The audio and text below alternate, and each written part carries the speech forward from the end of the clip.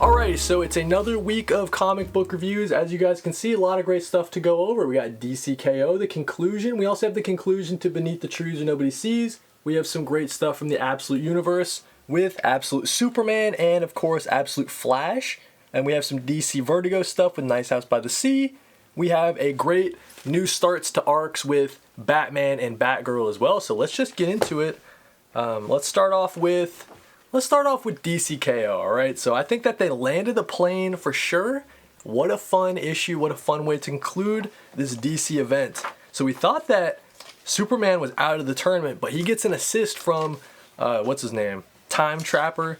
Whoever it is, Doomsday, right? So Doomsday, but after like a bunch of iterations of Doomsday, he realizes that his goal in life isn't to fight Superman to the death. It's to assist Superman. So look at this crazy sequence here, dude. Like the art in this finale was incredible stuff all the way throughout. I mean, this is just some of the best, I don't know, like cosmic looking stuff from DC that I've seen in a while. So Superman's back in the tournament and he vaporizes Lex Luthor. Like, get out of here, dude. You thought you won last issue, you're out of here. It's gonna be a Superman versus Doomsday throwdown. They fight literally to the beginning of time. They fight until the very beginning of the universe, like to the very Big Bang. And they think that Superman did that, and it's like oh, he's failing. Superman's like retreating back into the past. Turns out he wanted to do that so he could harness all the power of the Big Bang in order to fight Doomsday. So they're throwing punches, and then instead of winning the tournament, Superman decides to turn his win into a victory for everybody and kind of keep the universe like going as it was, I guess, right? Like it still is maybe imbued with a little bit of Superman energy, but it's not Superman being like the overlord of the universe. He just wants the universe to function exactly kind of how it always was meant to be. And so we got this great 2-page spread, kind of the future of DC. We know that Kyle Rayner and the new kind of era for the Flash is about to start up. Kyle Rayner going to be leading the Green Lanterns, I think. And we got the new Zatanna, new Jonah Hex series, Etrigan the Demon, Firestorm, all the new stuff for DC Next Level. And yeah, really exciting stuff. And then we get a little tease into the future. There's possibly going to be a crisis of absolute proportions. So maybe like an absolute crisis on Infinite Earths or something like that, right? So, or an absolute crisis is coming. And yeah, I guess the DC Universe is going to be preparing for that. So I guess on one hand, I think that they had a satisfying ending with DCKO number 5. But on the other hand, I'm kind of like, I don't know. No one like won the tournament. I do think it was cool that Superman kind of ended it the way that he did. But I guess it's kind of unsatisfying in that they didn't defeat Darkseid. He's still out there. And it's just going to be like another event. It's like, okay, I gotcha. But there's always got to be some other event on the horizon over at DC, right? But let's talk about Absolute Superman, because issue 17 was super great. As you see on the cover, we get Absolute Parasite in the story. So Absolute Parasite is going crazy all over Metropolis, just taking over people, and it kind of consumes them, and like the body gets bigger. So Parasite is kind of growing exponentially as it captures more and more people. Look at poor Jimmy, dude. Poor Jimmy literally says, "Kill me." Poor Jimmy wants to die, dude. So yeah, Absolute Parasite is going crazy, and Absolute Superman and Absolute Hawkman sort of, they put aside their differences for now and they kind of team up in order to take out this threat. Absolute Hawkman wants to go crazy and just start, destroying the thing, but Absolute Superman's like, hey, we can't kill the people that Absolute Parasite is consuming. They're still alive in there. Maybe we can save them in another way.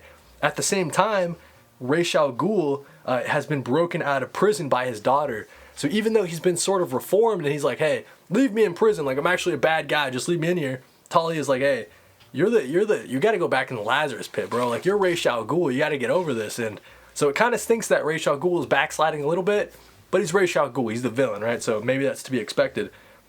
But yeah, I think that it was really cool that Superman's solution was to get captured by the Parasite himself, but to battle it in, like, mentally, right? So there's this moment where he saves Absolute Hawkman from being consumed by Parasite, and he tells him, hey, I'm doing this for everybody in the parasite hive mind as well.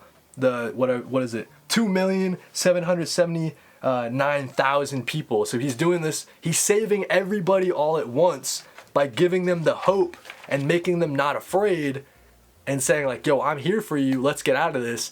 And then we get this big explosion as Absolute Parasite has been defeated. Absolute Superman saved the day, man. He saved the day by using his ideals. And I thought that was a really cool moment from Jason Aaron. And the artwork has been insane throughout this issue. It's so good. And he's got this cool moment where he tells Absolute Hawkman, he says, hey, I know who you work for. I want you to give them a message. Lazarus and everyone like them. He says, you tell them I don't sleep and nothing they have can hurt me. Tell them my senses stretch for miles and I'm as strong as the sun. Tell them I'm coming. So Absolute Superman still has that like intensity whenever he needs it. But then at the same time, he's going around just saving everybody in Metropolis. So it's a really kind of full circle moment as the city of Metropolis sees Superman as the hero that we know he is. They kind of fully accept him possibly. And at the same time, man, it sucks about this Lex Luthor. So he's just having like a barbecue in the backyard and Absolute Brainiac rolls up on him and like kills like everybody in his life. And he says, hey, I'll come back later. Hopefully you're more interesting. And this is just like a nice guy Lex Luthor. So I don't know if this is going to drive him to madness and he's going to be a villain. And that's kind of like his villain origin story. I have no idea, man. But another great issue with Absolute Superman.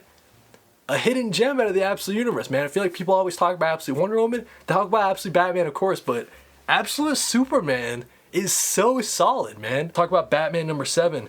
This one was interesting, man. So we get this little bit that the Joker wants to meet Batman. He wants to talk, and this doctor character that we've been getting to know, Dr. Zeller, I believe. So she has been kind of caring for the Joker in Arkham Tower and thinks that she can reform him or whatever. And so they got the Joker up in this, you know, this cylinder tube thing. He's connected to all these wires, and the Joker speaks like through text with his brain or whatever. And so him and Batman just have this moment. The entire issue is actually just them talking, and they're talking about their past. They're talking about, you know, like, can the Joker really change, or is he just full of shit, right? And we get this great, dude, check this out, man. This is why you gotta pick up physical comics. Look at this 2-page, all right, it's a 4-page spread technically. Like, look at this fold out. Like, this shit's crazy, man. And you got Jorge Jimenez kind of doing like a Jock type of thing. Like, it's getting me kind of Jock vibes as we find out that the Joker, it really does seem like he remembers everything, but he really does seem like he understands that he is thankful to be contained. So Batman's like really hesitant, like, what is going on with this Joker, man? He is not like the Joker that I have previously known. She's like, hey, you can't listen to this next part, Dr. Zeller. I have to tell Batman something, right? So Joker's got to tell Batman like a secret, and it turns out that Joker, check this out, something's coming for you, Bruce. So Joker knows Batman's identity. Interesting stuff. I'm sure that's been done in the past, all right? So I know some people are online are probably like, Cody, shut up. That's been done before. That's well-tread territory. We don't really care about that. For me, that's like a new type of thing. Like, that kind of throws the dynamic off a little bit. So I'm interested to see kind of how Matt Fraction pulls that thread. Excellent artwork from Jorge Jimenez. Kind of compelling stuff as you're reading. It's just them having a conversation throughout the whole issue, but I thought it was really solid. Let's keep the reviews going with Beneath the Trees Where Nobody Sees, Rite of Spring number 6. Gotta be honest, might be a hot take. No spoilers here, but I'm not the biggest fan of the way this one ended.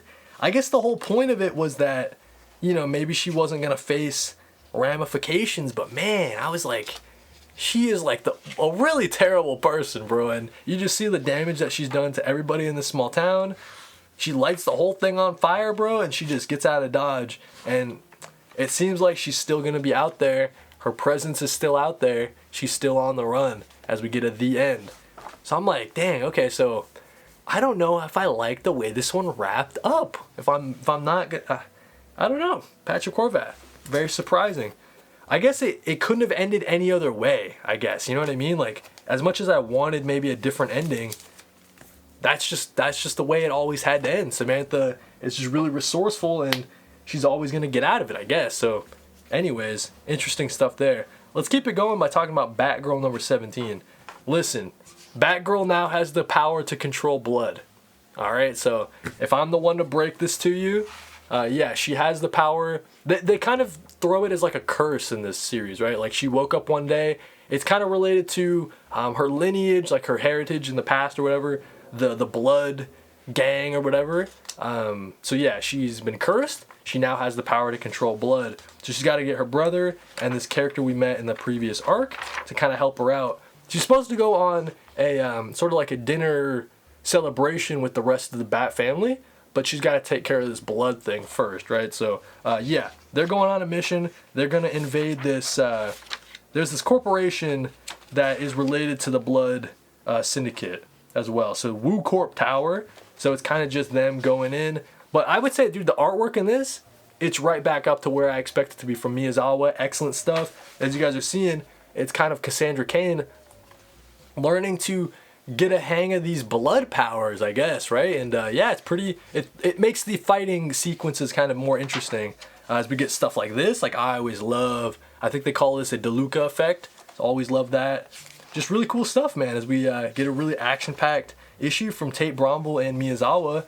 And I think that this series is potentially right back up to where I kind of wanted it to be after that first arc. Not like as good, but I think we can get there with the Curse of the Blood arc. So yeah, pretty cool stuff there with issue number 17. Nice House by the Sea, dude. Wow. Issue 7 was excellent. Issue 8 just kind of keeps it going, right? So we know that the Nice House by the Sea, they're all attacking the people on the Nice House by the Lake. So this isn't going to make sense if you haven't been reading the series. But yeah, just excellent stuff as we see that the Nice House on the Lake people, they are not prepared for what's coming at them. But look at this stuff, man. From Alvaro Martinez Bueno and Jordi Belair, like the kind of body horror, it really is like some of the craziest artwork I've seen in comics lately. And it's really, really cool stuff. And yeah, it's kind of hard to explain what's going on in the series. But we just get this clash of both houses in this issue. Like it's finally kind of coming to a head. And just look at this, like body horror. Like this dude's got like 7 arms or something. It's just nasty looking, man. And then we get crazy, crazy stuff like this. Like all the swirly like particles. Like what am I looking at, dude? So yeah, just crazy stuff in this series. I really recommend checking out Nice House by the Sea. If you're into kind of like slow burns, series that are really like the characters are kind of the more of the draw and kind of why you're reading it. Like you're kind of seeing how all these characters kind of interact with each other as they are just all together at the end of the world. I think it's pretty great, inventive stuff from James Tynion IV and the rest of the team. And then finally, for a last comic book review this week, let's talk about Absolute Flash number 12. So this is the final issue to the second arc. And man, if you guys have dropped Absolute Flash, might be time to add it back on, man. I'm not gonna lie. This was like a complete full circle, like everything I could have wanted in this series, finally all coming together as we get this showdown between, this is Thawne, by the way. This is how he looks in this universe. So he's broken out of the Still Force or whatever, and Wally West and him are gonna have to throw down.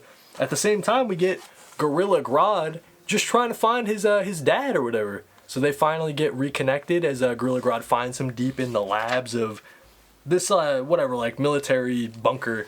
And yeah, we get some great moments of this stuff, dude. I'm not gonna lie, this had me in tears, bro. This honestly had me in tears as we see, because like the whole series, it's been like the struggle between dad and son. Like they don't really get each other, and there's been this like tenseness between them. And this is finally just cracking it as we see like, you know, the dad is just super proud of Wally. He's just saying like, yo, I saw you. You were incredible, son. And yeah, just get some really good heart-to-heart moments. But it can't last as we see that this Thawne guy, he's not down for the count. He wants to fight Wally again. So they go off.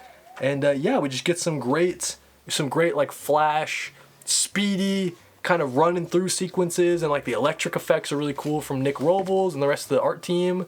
And yeah, dude, I really think that the fact that the rogues come to Wally's aid, and the rogues are actually kind of more they have more dimensions in this series as opposed to maybe the main continuity, as they're kind of helping Wally West.